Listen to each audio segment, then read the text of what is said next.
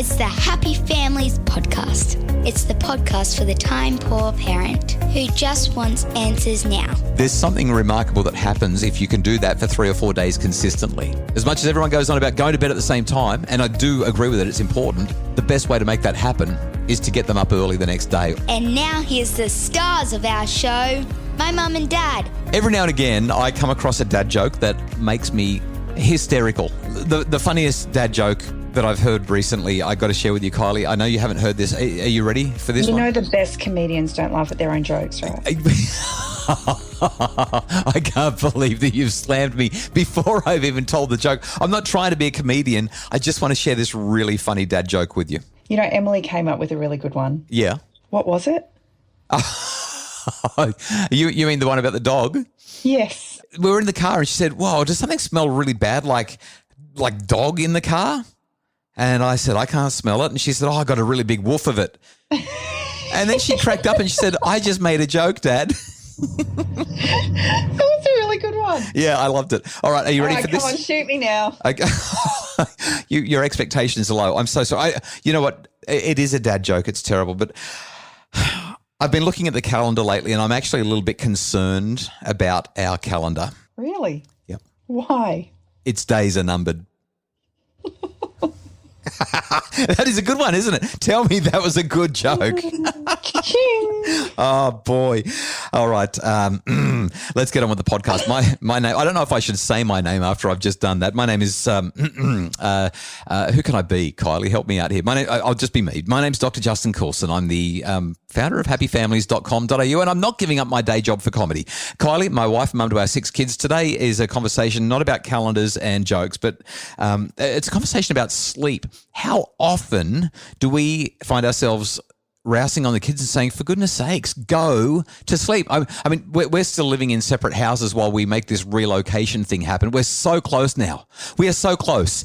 Next week, the photos are taken and the house goes on the market. I mean, we're so close. But I was on the phone to you the other night and it must have been after 9 o'clock. I was absolutely exhausted. And next thing, you put the phone down and you had to go and tell the kids, 3 of the 4 kids that are still living with us, to go to bed after 9 o'clock. Their bedtime is 8 to 8:30. What's going on with that? Navigating teenage sleep time in our house can be challenging at the best of times. Yeah. So I thought today we might have a conversation about it because we're not doing Doctor's Desk episodes so much anymore, but this is kind of one of them in part. Rather than running through a multitude of studies, we're just going to talk about one.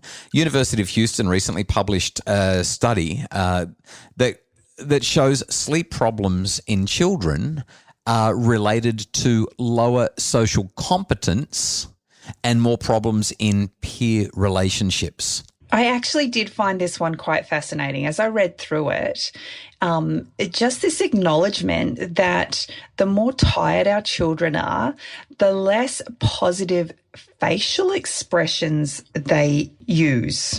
Yeah, let me step through a few of the bits and pieces in this experiment, Kylie. So these researchers, it's only a small sample. There's only 37 kids, but they're aged between 7 and 11, and they've done 2 in-lab emotional assessments. One of them when they were well rested, and another one after they had 2 nights where their sleep was restricted.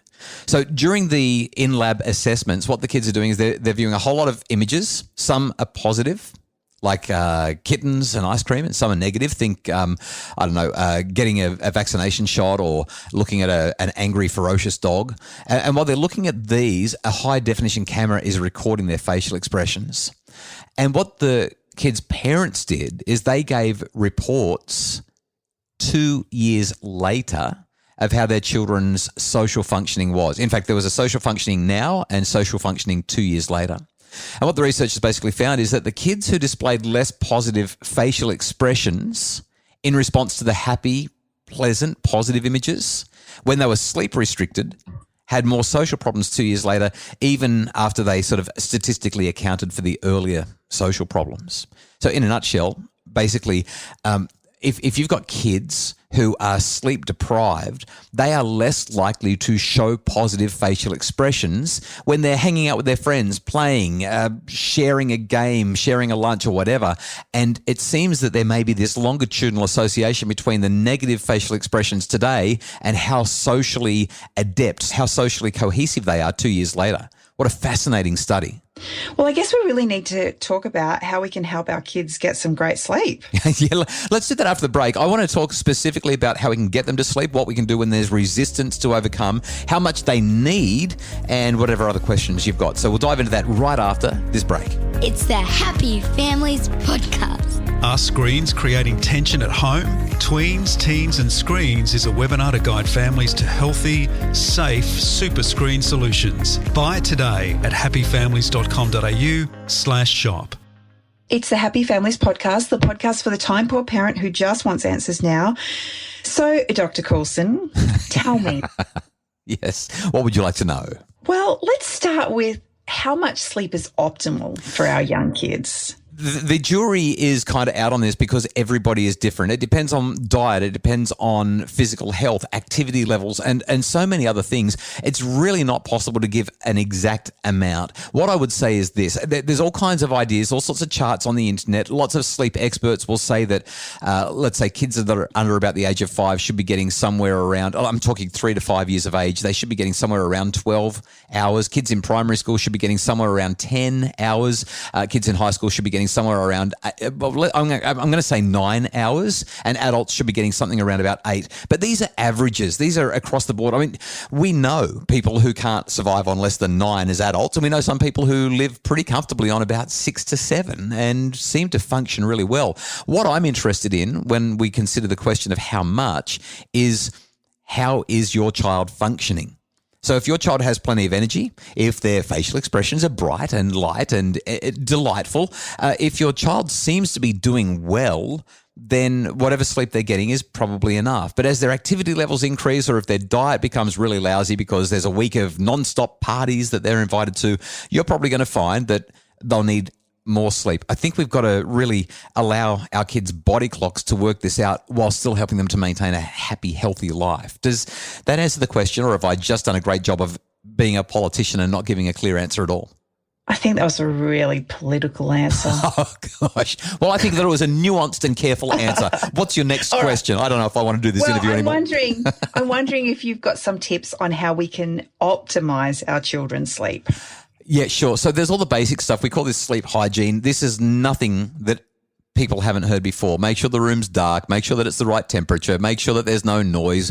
All those kinds of things will definitely help. We also know, good research has shown for a number of years now, that we want to be consistent with bedtimes. Sleep patterns are best when we're getting our kids to go to sleep at a consistent time each night, usually within about 30 minutes of their typical bedtime. So if bedtime is 8 o'clock, we want to make sure that they're going to bed within 30 minutes or 15 minutes either side of 8 o'clock on a consistent basis. One late night here and there isn't going to be a problem, but we want to be nice and consistent.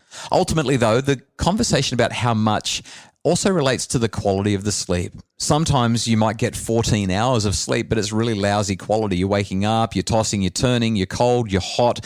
14 hours is not going to be enough in that case. Whereas if you get a really high quality 7 hours one night, you might wake up feeling ready to go because you've really recharged through the night. So the quality matters more than the quantity, although both ultimately are important.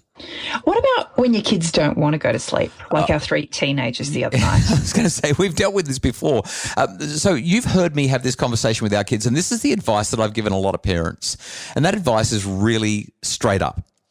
Don't worry about what time they go to sleep. Just make sure that they understand that tomorrow morning they're getting up on time. As much as it's important to have a steady go to bed time, sometimes it's not possible to keep that consistent. But what you can do is you can make wake up consistent. And so my advice to parents is don't stress so much if they're staying up, even if they're on screens, even if they're not doing the things that you want them to be doing at night time. Sometimes it's not worth the fight because you're not at your best and they're not going to be at their best. Sometimes it's easier to say, you know what? Don't like what you're doing, but it's ultimately your choice.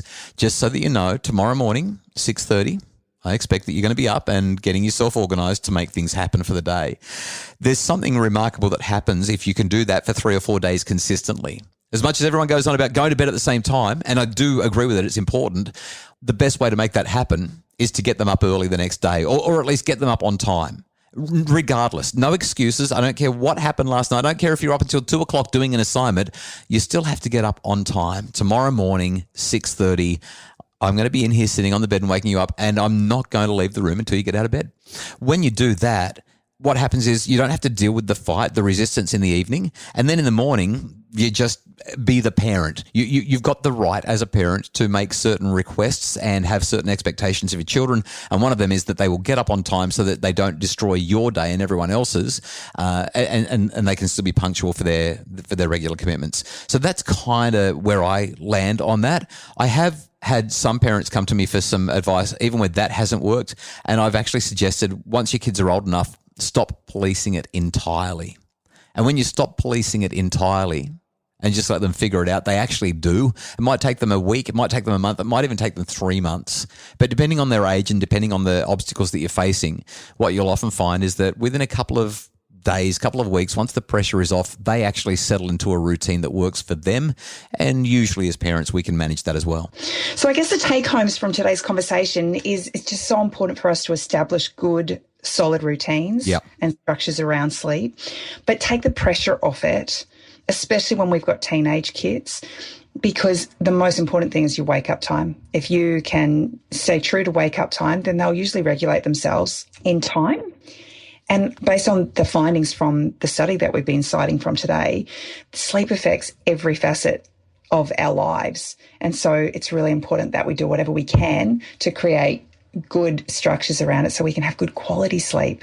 Yeah, I think that's probably a pretty good summation. If you have any feedback for us, podcasts with an S at happyfamilies.com.au. We love getting your emails and hearing how you're responding to the podcast and how it's helping your family. And we love it when you leave 5-star ratings and reviews at Apple Podcasts so that Apple pushes the podcast into other people's feeds and they get to see it and find out about it and make their families happier. We always appreciate Justin Rawlin and Craig Bruce. They make the podcast sound great. Thank you, gentlemen. The Happy Families podcast, we'll be back tomorrow with our weekly I'll Do Better Tomorrow. And then on Monday, we're going to talk about a big idea called weaponized incompetence. Weaponized incompetence. How pretending that you don't know how to do stuff can be weaponized and divide labor unfairly in the home. It's a big idea, and I can't wait to chat about it on Monday.